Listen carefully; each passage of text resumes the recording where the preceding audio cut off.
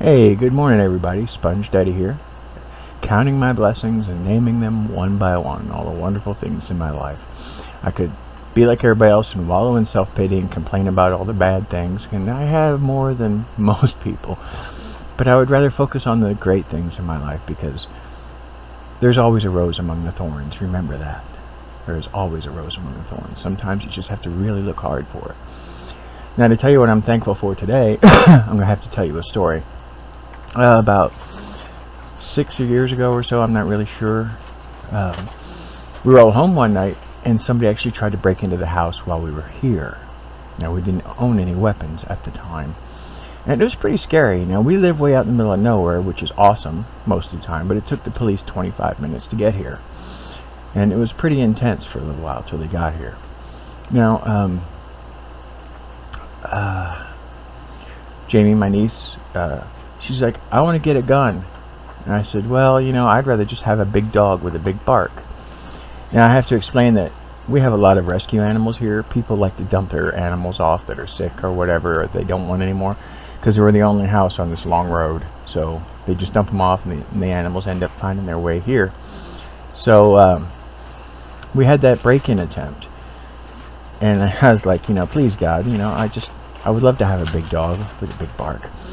And a week later, somebody dumped off Freddie. And I'm going to turn the camera here away from myself. And there he is. That is Freddie, getting goodies from my daughter, Keo. That is my wondermutt. I have to tell you so many things about him. He appeared on our doorstep a week after that incident. And he's a mutt. He's part German Shepherd, part Pinscher, and probably a little bit of Chow. But he's really sweet. He gives kisses right on the nose, is what we taught him. Yes. Now he's going to ham it up and lay down. Oh boy, there's Tarzan in the background, Freddie getting his belly rubs. But the most amazing thing about the dog is, yes, he does have a big bark. Okay, and no one can get into this house without him letting them know who's boss.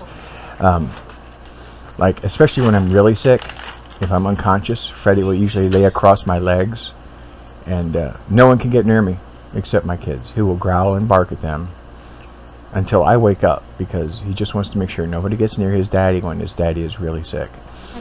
He also has trained himself to be a sort of service dog. If I'm laying down on my back and I can't sit up, which happens often, I'll say, Freddie, help, help, help. And I'll lift my arm up. He'll come over, put his neck underneath my arm, and when I latch onto his neck, he'll back up to help me sit up, and it's so awesome. But he's taught himself a few other tricks. Keo, if you go out to the kitchen, this is the most amazing.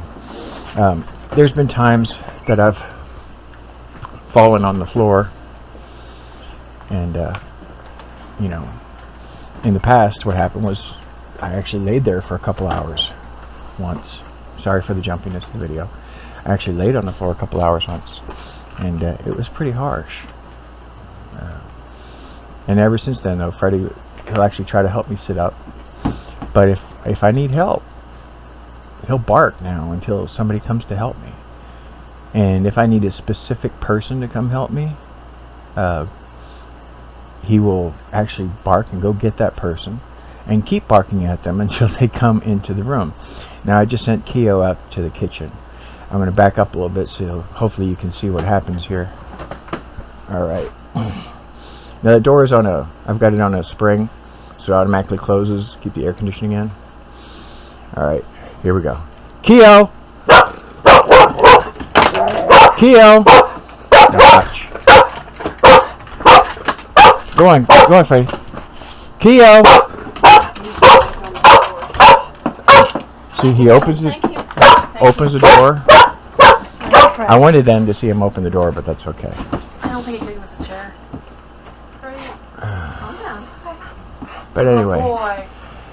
that's what I'm internally grateful for today, is my wondermutt Freddie. We don't worry about anybody breaking in, because I know this dog would lay down his life for me over and over again if he could. I've never had an animal love me so hard as this one. I mean, I've had a lot of animals over the years, but none have ever loved me like Freddie does.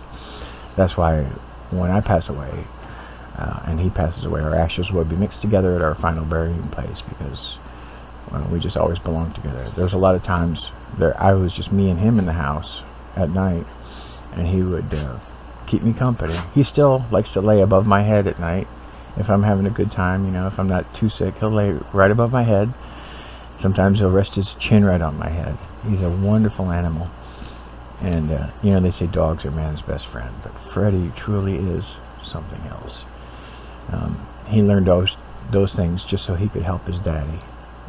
Taught himself. I didn't teach him any of that. And that's how much love he has. And yeah, you should see it when somebody comes over. And another thing about Freddie, he's never been wrong about people. We've had a few roommates over the years. Some of them were great, like Crash Miller. Freddie took to him no problem. But other ones, some of them he never liked, and I should have known what kind of person they were, because Freddie didn't like them. And if Freddie doesn't like them, he's never been wrong about a person, ever. He's never bit a soul, but boy, if he doesn't like you, he'll let you know. And if I tell him to, he will attack you.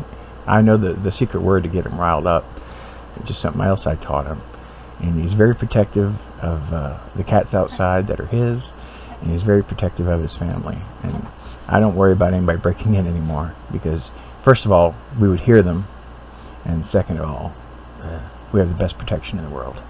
Freddie McFrederigan.